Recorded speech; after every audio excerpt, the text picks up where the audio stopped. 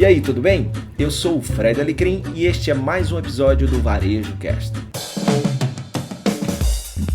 Olá, olá, olá! Começando aqui mais um GPS NRF, hoje trazendo aí o que de melhor aconteceu no primeiro dia, é isso, aconteceu o primeiro dia da 110ª edição do maior evento de varejo do mundo, o Big Show da NRF, acontecendo excepcionalmente esse ano, 100% digital, em seu capítulo 1.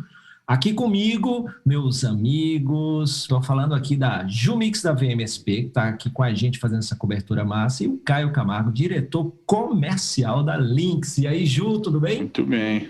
Olá, Fred, tudo ótimo. Ótimo estar aqui com vocês. E aí, Caio?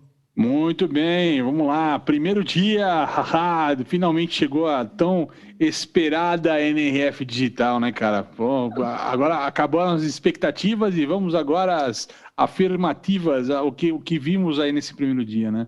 Exatamente. Então, para você que está nos ouvindo, não esquece aí de clicar aí no botãozinho para seguir, para não perder nenhum episódio. Não deixa também de seguir aí todos nós. Nós temos o Caio Camargo, a Ju. Ju faz um material muito bacana aí para quem trabalha com visual merchandising. O Caio fala muito de tecnologia. Afinal de contas, tem uma empresa que é muito sortuda de ter esse cara aí, todos os clientes dela, né? Que é a Lynx, né? Então, não é qualquer empresa que tem um cara querido e competente como esse. Né? Então, não fica subindo a régua, não, que depois fica difícil lá dentro, cara. Vamos embora. Então é muito, você imagina a minha felicidade, a minha alegria de estar aqui compartilhando com esses dois profissionais fantásticos, né? A Ju é outra querida, para mim, uma das melhores VMs que existem nesse mundo maravilhoso. Então, estamos aqui. O grande lance da Ju é porque ela tem a brasilidade na sua essência, no seu DNA, e ela coloca isso nos seus projetos, isso faz toda diferença. Então, acompanha a Ju, acompanha o Caio. Então, vamos lá. Então, para você que está nos ouvindo, a gente tem no nosso GPS de hoje 2 momentos distintos. Esse primeiro momento a gente vai falar os principais pontos, né? Eu, o Caio e a Ju, a gente vai trazer aqui o que mais nos chamou a atenção para te ajudar aí a calibrar o GPS do seu negócio. Em que direção ir nesse ano de 2021? E a gente está trazendo aí de forma gratuita, prática e simples, para que você calibre esse GPS do seu negócio e consiga ter bons resultados, boas vendas, lealdade do seu consumidor, né, e seguir em frente. Muito bem, então, esse primeiro momento, vamos falar desses pontos altos do primeiro dia da NRF, que aconteceu hoje, dia 12, que estamos gravando exatamente, acabou de acabar, e a gente está aqui. Acabou de acabar, e estamos aqui para transmitir para vocês. Então, eu vou começar com ele. Exatamente. Vamos lá. Nada menos do que Caio Camargo. É com você, meu amigo. Muito bem, e só para a nossa audiência aqui, a gente obviamente se dividiu, né? Cada um tentou assistir um pouquinho de cada coisa que estava acontecendo, né, durante a NRF. Então, na verdade, a gente não assistiu as mesmas coisas, estamos trazendo visões diferentes. Então, a gente está ainda fazendo um compilado que cada um pôde assistir. Ainda, né? No primeiro dia é mais difícil a gente chegar uma grande síntese do que vai ser a NRF, mas engraçado, viu, Alecrim, que ela já começa a dar algumas nuances, né? É óbvio, né? A conversa foi, né, em todos os tópicos, em todos os temas, ainda mais num dia de abertura, falar de todo esse processo de transformação, revolução digital que aconteceu no varejo em meio à pandemia. Esse assunto era óbvio que ele ia aparecer, ia ser o grande tema de toda essa história, né? Mas um ponto que eu achei bacana, primeiro que de tudo que eu vi, dos cases apresentados, né? É muito similar ao que a gente viu, principalmente nos principais players brasileiros, né? O ritmo da inovação, os problemas com os consumidores, né? O mundo, nesse sentido, foi muito flat, né? Foi muito parecido, foi muito similar às dores, às alternativas, as soluções encontradas, elas foram bem similares, né? Até um papo do Walmart que eu escutei de muito varejista brasileiro, que ele falou, olha, ficou há 5 anos discutindo um tipo de solução que em 5 anos a gente resolveu implantar, em 5 semanas a gente criou e implantou ela, né? E muito varejista falou a mesma coisa, né? Pauta de 2, 3 anos em tal ou não para o digital, de repente em 3 semanas eu tinha o e-commerce que eu fiquei anos discutindo, né? Então teve esse cenário parecido. O ponto que eu acho que ficou bem interessante, primeiro, né, até trazendo pela Deloitte lá, de fato, a gente ainda vai viver um 2021 ainda incerto, né? Então, o varejo ainda tem que ficar atento a essa transformação, a essa mudança, né? O próprio Walmart acho que comentou alguma coisa que, olha, nós vamos levar aí uns 18 meses para entender esse novo consumidor, a gente estacionar, ter um entendimento mais pleno do que é essa nova fase de consumo e como é que ela vai desengatar. Então, escutar o consumidor nesse momento se torna muito importante, né? Agora, no meio da incerteza, em meio a tudo isso, né, e com esse avanço absurdo do digital na escala que foi, né, o bacana foi que alguns temas que já vinham sendo tratados na NRF, eles vieram à tona, mas com muito mais força, né? Uma vez que o digital ele amplificou o canal digital, né? Muito se perdeu de conversa com o consumidor, a conversa ficou fria, você vende pelo e-commerce e você perde o tato, você perde a conversa, e aí a necessidade de você ter mais dados, trabalhar isso melhor, e entregar questões como a fidelização, ou trabalhar melhor na estratégia de fidelização, ou até mesmo a personalização de serviços e tudo mais, né, ganha muito mais ênfase. A gente viu, por exemplo, o pessoal da Suite Supply, até da Verizon, né, falando um pouco de Suite Supply, que ele tem uma questão de alfaiataria, né, de jaquetas, ternos e tudo mais, e tem muita questão de você ter lá o personal stylist te associando, te apoiando nessa história. E ele está, inclusive, entregando essa experiência em todos os canais digitais, ter esse tipo de atendimento e tudo mais. Mas são pequenas nuances que eu queria colocar aqui só para dar esse contexto geral desse primeiro dia, né?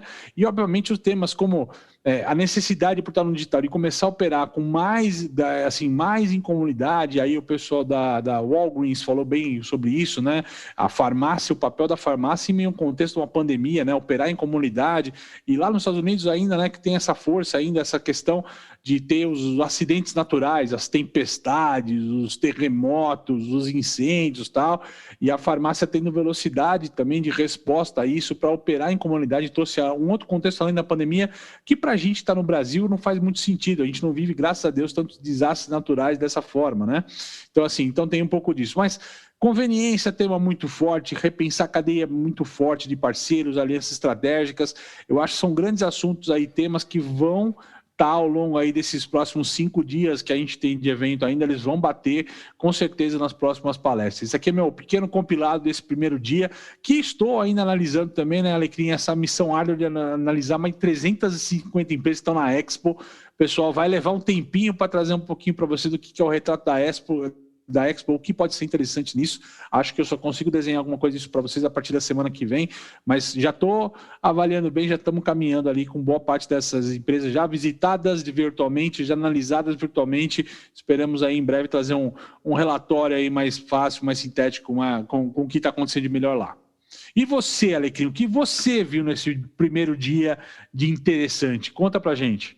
Ô, Caio, eu vou, antes de falar, eu queria te ouvir uma coisa. Você lembra daquela palestra do Kevin Johnson, CEO do Starbucks, né, que a gente viu em janeiro, né, na NRF no ano passado? Sim. Interessante, vê se você tem a mesma percepção e se a Ju tem também. Quando ele falou qual era o objetivo do Starbucks, é que uma ideia fosse colocada em prática, saísse do campo da ideia para validação e para ação em 100 dias. Lembra disso? 100 dias. E naquela hora, eu me lembro de estar ali, as pessoas dizendo, é pouco tempo demais. 100 dias. É verdade, cara, é verdade. Tem razão. 100 dias hoje é muito tempo. É muito tempo, cara. A dinâmica mudou demais, cara. Demais, demais. A gente que faz o 30 na Quinta, a gente fala, né, cara, em poucos programas, como muda a dinâmica do mercado, que a gente está acompanhando as notícias e tudo mais, como o mercado muda rápido, né, cara? E daí, né, Ju, que faz todo sentido a temática, porque o nome GPS NRF tem 2 sentidos aqui. O que Caio trouxe para a gente de gratuito, prático e simples, e aquele que a gente, né, que é o conceito mesmo, de não é mais mapa, né? Você tem que rasgar o mapa, a bola de cristal quebrou. Então, a questão é um GPS que, quando eu acordo, eu vejo para onde é que ele está apontando, né, Ju? Então, imagina, 100 dias era muito, era pouco, né? E agora é muito, né? Então, olha como muda, né? Na verdade, ninguém tem ideia de como vai estar o mercado daqui a 100 dias, só para fazer uma metáfora, né? Entender o que vai acontecer com o mercado daqui a 100 dias é uma incógnita gigantesca que... Antes a gente falava em 5 years plan, um plano de 5 anos de negócio. Fazer 5 anos, então, nossa senhora, não dá nem para planejar isso hoje, né? Exatamente. E em termos de visual merchandising, imagina que todo um cronograma que a gente cria anual de campanhas, porque existe todo um desenvolvimento criativo, mas existe toda a relação com os fornecedores. Então, principalmente quando você tem uma rede de lojas, você começa a produção de uma forma antecipada.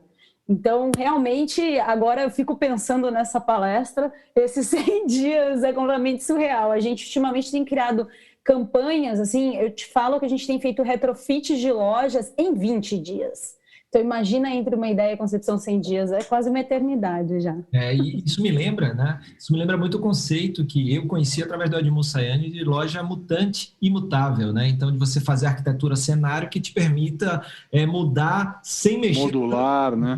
Modulada e tal. Como isso faz sentido hoje em dia, né, Ju, na tua área principalmente? Exatamente. Hoje a gente vai falar de um novo insight de estrutura de loja, inclusive. Bacana, então segura aí, porque você encerra essa primeira parte do nosso GPS NRF dia 1, já. Então agora... Conta pra gente aqui, Alecrim, a tua visão então nesse primeiro dia. Então vamos lá. Primeiro, eu quero falar um pouquinho sobre a abertura, né? E tem uma palavra que você, né, Caio, já falou muito, que é a palavra de 2020, que foi resiliência, né? Foi muita resiliência no varejo, então isso garantiu a sobrevivência para muita gente. E eu gosto muito de trazer também essa resiliência com muito movimento. Então, mais do que nunca, demonstrou que se saíram melhor, ou se saiu melhor, aquela empresa que se movimentou, que não ficou parada, que reagiu. Embora você tenha os seus tempos, né? Então, e isso é muito importante, eu percebi muito isso. Essa questão de que muita gente, né, na palestra do Equality Lounge, por exemplo, foi falado que você tem o seu tempo, né? E aí a gente se compara demais, e aí a gente quer fazer rápido, e por querer fazer rápido acaba copiando o que o outro está fazendo. Na palestra do Google disse, olha, não existe a mesma plataforma para todo mundo, com as mesmas soluções para todo mundo, veja o que funciona para você, né? Então você vê que as coisas se encaixam, né? Se a gente for contar uma historinha do dia de hoje, então você começa lá com resiliência, depois com movimento, mas não qualquer movimento, e aí você tem aquele efeito de todo mundo querer fazer a mesma coisa, aí vem uma outra palestra que diz, não, você tem que olhar para dentro, né? Que aí quando eu estou falando lá de voz, de vez, de diversidade e inclusão, para saber qual é a sua voz, o consumidor buscando cada vez mais marcas com as quais ele se identifique, com crenças e valores, a marca representa, comprar como ato político, ao mesmo tempo em tecnologia, eu querendo resolver, todo mundo fala em transformação digital e todo mundo começa a buscar a mesma solução sem entender também qual é a experiência que você quer oferecer, então olhar para dentro, para a partir daí entender qual é a melhor solução dentro da experiência que você quer oferecer. As pessoas estão buscando aquele conceito da bala de prata, né, meu amigo? Exato, e muitas vezes sem entender qual é a sua essência, né? Soluções e ações que representam a essência da marca. Então, isso aí eu achei bem interessante, como um resumo conceitual, contando uma historinha, mas também ficou interessante, por exemplo, teve um momento que eu gostei muito, que foi uma palestra que tinha a Krista Born, da Verizon, e o Fokker, da Sweet Supply, né? Então, você tem aí uma marca de moda masculina, né? Que já usava muito da personalização, né? Desse conceito de atendimento personalizado, e uma marca de tecnologia. No caso, aí estava falando exatamente sobre essa diferença. Ambas se movimentaram, mas em tempos diferentes. Enquanto uma se adaptou mais rápido, e aí foi bem interessante porque a Krista falou que para eles foi muito mais uma validação do que uma aceleração, né? Então, vê como cada empresa está em times, em momentos diferentes. Então, eles já estavam investindo no digital, já estavam investindo em experiências que hoje as empresas ainda estão tentando implementar, mas eles já vinham lá atrás vendo isso, e aí foi muito mais rápido virar a chave, enquanto que a Sweet Supply não, mas mesmo assim conseguiu fazer, e hoje também vai muito bem. Então, os dois, em tempos diferentes, conseguiram resultados muito bons. E aí, um dos pontos, por exemplo, da Verizon, que trouxe a Verizon para ter sucesso nessa transformação digital, por exemplo, que é uma tendência que a gente já fala desde lá do 30 na quinta, que é o contactless, né? Que por causa da pandemia, né, o consumidor buscando mais segurança, mais limpeza, mais higiene, o medo do contato, então vieram os pagamentos, e isso é uma tendência, foi falado na palestra, que não veio para depois desaparecer, mesmo com vacina, isso veio para ficar. E olha que interessante esse dado da palestra, Caio e Ju, 9 a cada 10 atendimentos na Verizon são contactless, são sem contato nenhum. ninguém pega numa caneta, ninguém compartilha um equipamento enquanto está fazendo qualquer tipo de serviço ali com a turma da Verizon. Então, isso aí foi muito interessante. E aí, para oferecer isso, você tem que fazer de uma maneira, uma experiência que seja simples e segura. Então, esse é o desafio. Tem que ser simples para o usuário, para o cliente, mas também tem que ser segura, tem que confiar naquela forma de atendimento. E aí, um outro ponto que tanto veio para a Verizon quanto para a Suite Supply, que também veio para ficar, então, contactless, pagamento sem contato, ou formas de atendimento sem contato. E o segundo ponto, que também é uma super tendência para 2021, são os appointments, os agendamentos. Enquanto antes, numa loja como a da Verizon, você só agendava para resolver um problema, hoje você agenda para trocar de celular, hoje você agenda para mudar de plano, hoje você agenda para tirar dúvida. E a mesma coisa na Suite Supply. É o agendamento atrelado ao Style Advisor, o conselheiro de estilo. Então, você começa lá no online. Eu achei muito interessante a mescla do digital, né, que eles têm dentro da experiência, dentro da jornada de consumo da Suite Supply. Então, qualquer ferramenta, seja um e-mail marketing que você receba deles, seja um SMS, seja Instagram, seja qualquer coisa, você pode clicar e já falar com um advisor de estilo, né, um conselheiro de estilo personalizado e agendar para ir na loja. Então, você tem um agendamento com a personalização. Isso aí foi perfeito. E o terceiro ponto para destacar é a diversidade, né? Então, para mim, essa palestra aqui é o manifesto, que é construindo diversidade e inclusão. Isso aí foi super bacana, foi um dos pontos altos para mim, principalmente ver marcas como a Savage & Fenty, lá da Rihanna, que eu aprendi isso com a minha amiga Ju, a Tiana... Aprendemos essa, meu amigo, aprendemos. Aprendemos, né? Então, elas discutiram muito essa questão de diversidade e inclusão e vem um ponto não só de humanidade, mas vem um ponto também que isso é bom para o negócio, porque é um mercado que tem muito, mas muito espaço para se...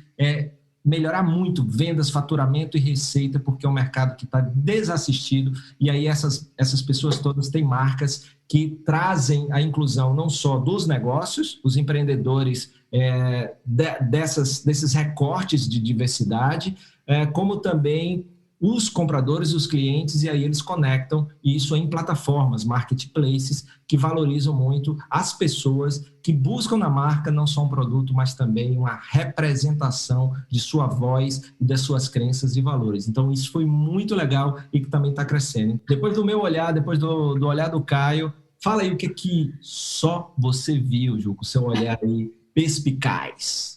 Muito bom, Fred. 4 grandes impressões das palestras que a gente assistiu e vou passar ponto a ponto, mas eu gostaria de dizer que a palestra com a secretária do governo foi uma honra poder assistir essa mulher maravilhosa, com tanto conteúdo, ainda mais nesse momento que a gente está vivendo, extremamente inspirador, e a gente começa a perceber o quanto o país realmente dá força para que as coisas aconteçam.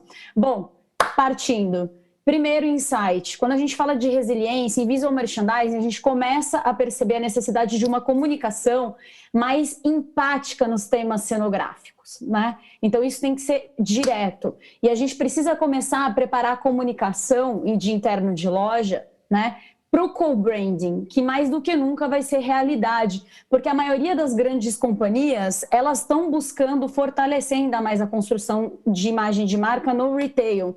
E quando ela tem esse co-branding com marcas menores, fortalece porque elas possuem geralmente muito mais propósitos, né, do que essas marcas maiores. Então, em VM, a gente precisa entender que o co-branding é a realidade e que a gente precisa aplicar isso.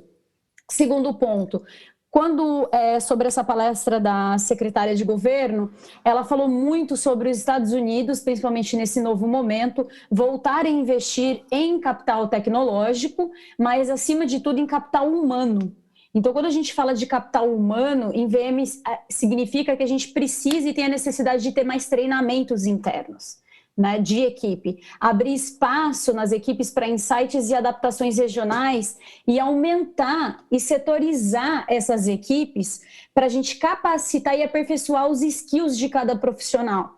Porque agora, com essa velocidade, e ainda mais que a gente vai falar, que o Caio já falou, da tecnologia, não tem mais como a gente criar guides sem ser mais criativos, e para ser mais criativo a gente precisa de mais insights, não só de um gestor, mas da equipe inteira, tá? Terceiro ponto. Ju, só uma coisa, skills são as habilidades, né, que as pessoas precisam aprender, né? Isso, então, novo mundo, novas habilidades, é isso? Exatamente. Então, antes, no processo de contratação, as empresas elas ficavam muito focadas em o que você pode desenvolver para a empresa, mas muito abrangente. Então, eram várias funções para várias pessoas, né? Não era ditado essa regra. Então, fica muito claro que agora em VM a gente precisa ter profissionais mais específicos e com habilidades mais específicas, né, dentro dos departamentos. Então, exemplo em VM, para quem é do mercado, a gente tinha a pessoa que desenvolvia cenografia de vitrina, fazia comunicação interna, né, de loja. Então, hoje a gente já não pode mais. A gente tem que ter uma pessoa específica para desenvolvimento cenográfico, a gente tem que ter uma pessoa específica para comunicação, uma outra para styling, uma outra para treinamento, outra para guide. Então, ficou muito claro quando a gente fala de processo educacional, né, de quanto é importante não só contratar, mas também treinar e pegar todas essas habilidades de pessoas dentro dos departamentos. E aí, terceiro ponto, palestra do WGSN. Então, surgiram novos possíveis consumidores, né? Eles apontam 4, mas eles falaram em específicos de 2. Então, e dentro deles, né, a gente consegue prever o que eu disse, um novo formato de loja. A gente vem falando de multimobília e de lojas que sejam adaptadas. Mas agora, pela primeira vez, eu fiquei ouvindo o tempo todo eles falarem sobre flex, ser flex, flex, flex. E quando a gente fala do flex, é porque não se sabe ao certo como vai se produzir, que a gente fala de demanda de estoque. Porque uma coisa é você ter uma loja multimobília e movimentar o mobiliário, outra é o flex de desmontar e transferir mobiliário, né? Então, a gente não tem estoque para guardar mobiliário. A gente não tem estoque para guardar comunicação visual. Então, quando a gente fala de flex, na verdade é um sistema inteligente, né? E como que a gente vai desdobrar esse sistema de loja, né? Porque o estoque é uma realidade. E não existe mais varejo sem omnichannel. Então, conforme o Caio já tinha falado sobre tecnologia, né? Então, do nada, as pessoas que estavam há anos tentando desenvolver uma plataforma nasceram em semanas. Aterrizaram. Exato. Então, não existe mais retail, varejo, sem omnichannel. Então, esquece. Se o varejo não tem omni, não vai funcionar, não vai operar. E em termos de design... Ju, só fazer um adendo no que você está falando sobre estoques, né? Isso provavelmente eu vou trazer quando eu falar da Expo, mas é óbvio que todo ano isso aparece muito forte na Expo, já apareceu nos primeiros stands lá que a gente comecei a visitar e verificar, né? Mas um dos temas sempre é o avanço da inteligência artificial, né? Do analítico, que antes era só para quanto faturou e quanto vendeu, para cada vez mais também analisar o estoque, o mix. Tudo que a gente fala sobre conhecer o consumidor, né? E aí lá nessa ponta da Expo, tem esses apoios e suporte tecnológico para trazer a informação do consumidor, como ele compra, de que jeito ele compra, e como é que a gente cria um estoque mais adequado, como é que a gente opera de uma forma mais enxuta o negócio nesse sentido, né? E aí vai só um ponto, tá? Então, um dado que eu estava vendo aqui é que uma tendência forte em relação ao estoque, aí o inventário de loja, é a diminuição em cada loja da quantidade de SKUs, a quantidade de itens que você tem ali. Né? Isso é uma tendência. 80-20, paretão. Exato. E a pré-order, né? Então, foi unânime nas palestras. E é uma coisa interessante, olha esse dado. A rede de supermercado Target redesenhou algumas lojas, diminuindo em 5% o número de itens à venda. E essa redução de 5% em número de itens aumentou em $1 bilhão as vendas, levando em consideração aquele paradoxo da escolha. Quanto mais itens, mais complicado é escolher. Olha que interessante isso. Então, a gente coloca esse novo papel das lojas, essa questão do VM que você está falando de redesenho, de pensar estoques, mas também tem essa questão de pensar uma loja para menos produto e mais experiência, né, Ju? Exato, porque visual merchandising a gente se falava muito sobre venda por metro quadrado, só que hoje a gente já sabe que é experiência por metro quadrado, né? Então, é clara e nítida essa estratégia. E falando de design ainda, nesse terceiro ponto, o design de loja, sem dúvida, a gente tem muita palestra aí para ver ainda, mas eu fui para a Euroshop ano passado, né, que é uma feira super importante de tendência, e com essas palestras, então a gente entende que o design vai ser bem clean e objetivo das lojas.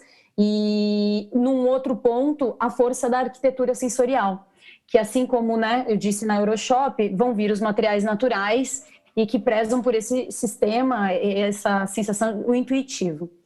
E o quarto ponto, falando de experiência de loja e visual merchandising, quando a gente fala de diversidade e inclusão, significa que as campanhas de marketing vão refletir mais no processo tanto de design para a circulação de lojas, então a gente precisa ter lojas mais inteligentes no processo de circulação e de experiência, né? E eu acredito que os displays para imagem e frases de impacto, sem dúvida, vão vir super fortes, porque isso gira numa velocidade rápida para a comunicação, assim como os manequins representativos, que a gente falou bastante na VMSP, em tons de pele, mostrando tanto pluralidade de corpos como raciais e sociais. E essas foram as minhas 4 impressões desse primeiro dia e os insights de visual merchandising. Muito bacana, Uau. muito bacana. Foi um negócio muito interessante, tá, Ju, que você estava falando de uma das palestras que eu também achei um ponto alto da Andrea Bell, da WGSN, e aí tudo isso que a gente está falando, você aí que está nos ouvindo, tem a ver muito com o comportamento do consumidor, né, que adquiriu novos hábitos nesse ano que passou de 2020, principalmente, e aí as incertezas o que fica e o que não fica. E aí a Ju trouxe esse ponto de vista, esse olhar baseado no quanto os sentimentos, né, isso foi falado pela Andrea Bell, influenciam o comportamento. E aí tem uma frase dela, que eu vou encerrar esse primeiro momento nosso com essa frase, que eu achei fantástica, que estamos numa transição de um lugar de medo para um lugar de esperança. Ou seja, você tinha ela começa lá com 4 comportamentos do consumidor baseado naquele ambiente de medo, de incerteza, e aí faz a transição onde ela coloca, né, aquilo que você estava falando, né, Ju, também, quais são os comportamentos desse consumidor que agora, nesse ano de 2021, com vacina e outras coisas, agora, movido à esperança, o que é que vem daí e como as empresas têm que, né, se encaixar nesses hábitos a partir desses sentimentos de esperança, né, Ju? A gente escutou bastante também, né, o cara da Sweet Supply falando muito disso aqui, a gente está montando a loja para as pessoas voltarem. A gente está criando experiências para quando as pessoas retornarem. E um ponto que a gente trouxe, já num desses debates anteriores que a gente fez aqui, de esquenta aqui para a NRF, a gente trouxe muito disso, né, Alecrim? Ainda quando a Ju não estava no barco ainda, né, foi uma das primeiras conversas e tal, que de fato, cara, o grande negócio, mais ao final do ano, para o ano que vem, uma vez que a gente está hiperdigital, e eu botei no meu contexto a questão do hiperdigital funcionando a toda, né, a escala e tudo mais, a experiência vai mandar, cara, já manda, mas vai mandar muito a experiência física no retorno pós-Covid, cara. Isso vai ser, assim, de uma força incrível contra a tecnologia. A tecnologia vai contar sempre a favor, mas digo assim, né? A experiência em primeiro lugar, assim, mas com uma força... Hoje a tecnologia está em primeiro lugar por conta da pandemia, por conta da transformação digital. Então não dá para falar muito de experiência de loja num contexto onde a gente tem um monte de bloqueio e lockdown. Então, para o final do ano, para o ano que vem, vai ser o grande tema, a grande pauta. Lu, você tinha levado a mão só para fechar? Exato. Não, na verdade, é para falar sobre isso. As pessoas vão voltar com sede. E agora é a hora não só do planejamento, mas como da ação de visual merchandising. Então, é esse momento que as lojas estão fechadas e que a gente está com baixo fluxo, que é a hora da gente começar a fazer a implementação de trabalho de design, de treinamento, né? Porque senão chega no que o Fred fala, né? As pessoas, como que é, Fred? Da tendência e da pendência? A cigarra é a formiga, né? A cigarra é a formiga, né? Vai chegar a hora do inverno, vai estar pronto pro negócio, né, cara? Ele fica com mais pendência do que tendência, né? É isso aí. Exatamente. E a loja, fechando, ela precisa ser flexível, digital, intuitiva e emocional. Então anotem aí na agendinha e bora partir o planejamento. Vamos lá. Bora. Então, lembrando, tá? O como baseado nas ideias e conceitos, o GPS a gente traz o macro.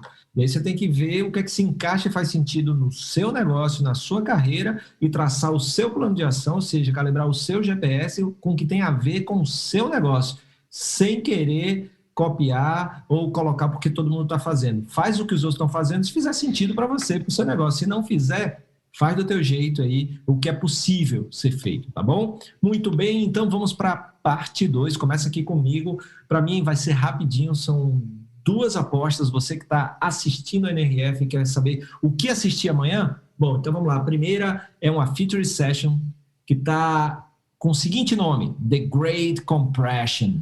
Então, o fundador da Six Pixel Group, que é uma marca que trabalha muito com comunidade, consultoria de investimentos, comunidade, branding, ele vai falar, tem várias provocações. O que é que me chamou a atenção? Várias provocações. Ele fala que o que a gente passou não é uma depressão, mas uma compressão, e aí ele questiona várias coisas. Chega assim, será que as lojas têm que pensar mesmo em experiência?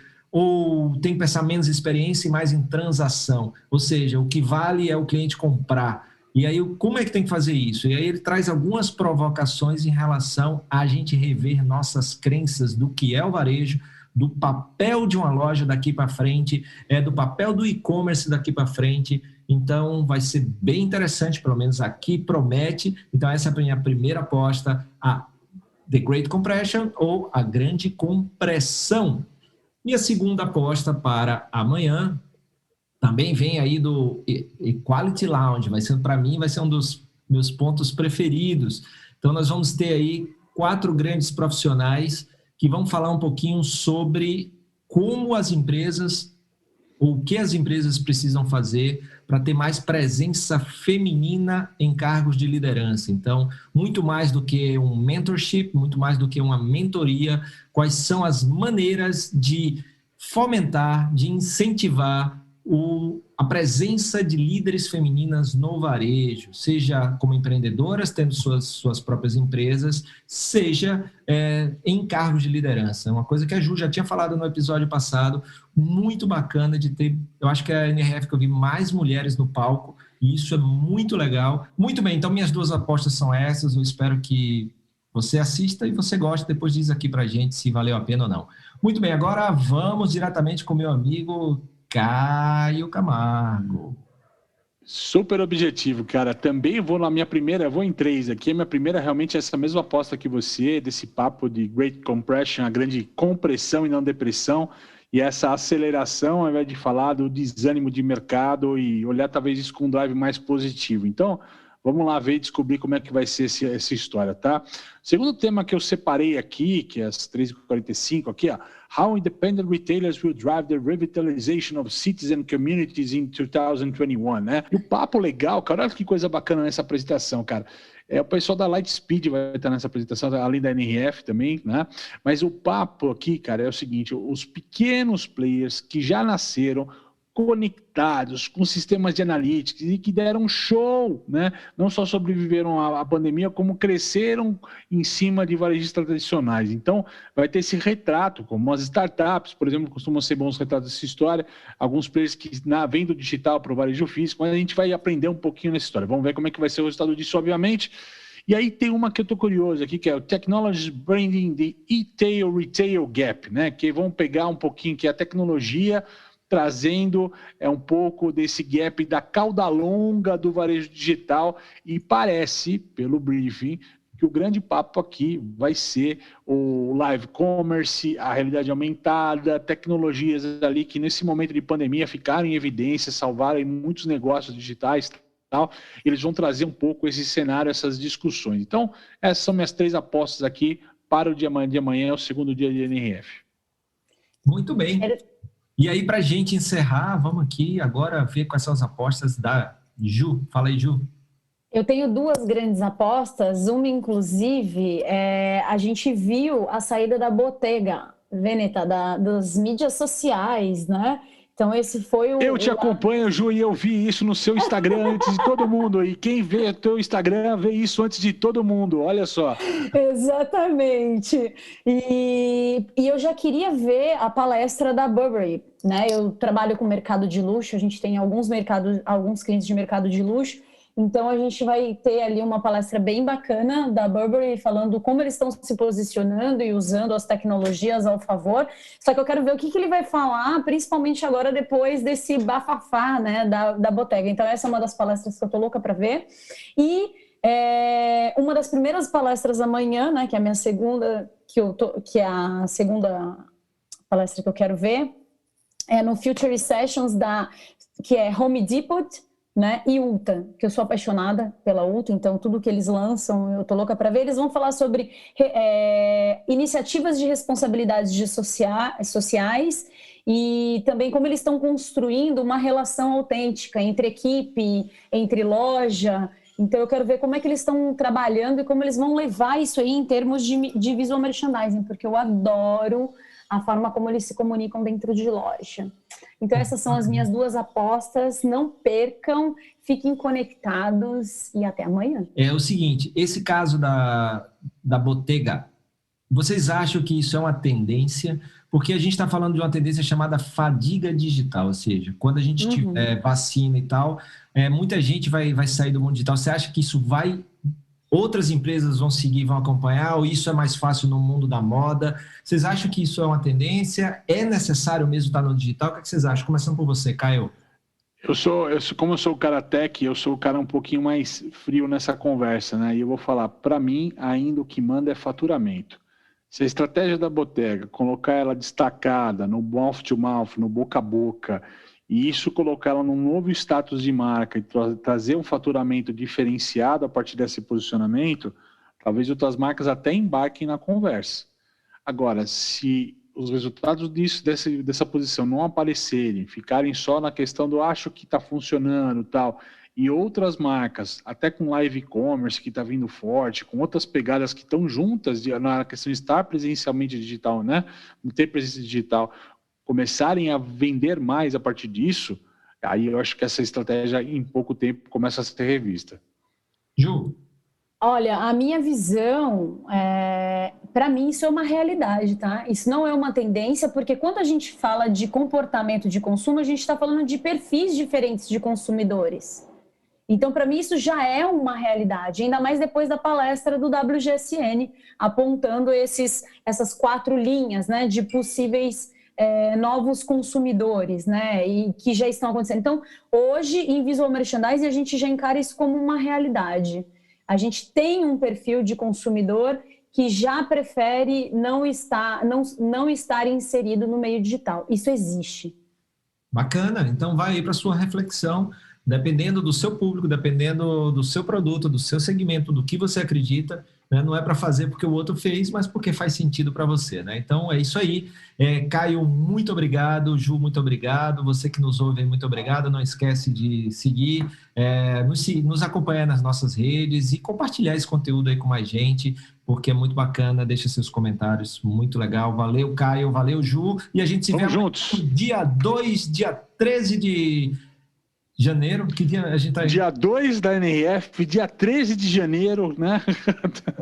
Dia 2 da NRF, no dia 13 de janeiro. Obrigado, Caio. Obrigado, Ju. Até amanhã. Até amanhã. Vamos lá. Até amanhã. Muito obrigado pela sua companhia em mais um episódio do Varejo Cast e até a próxima.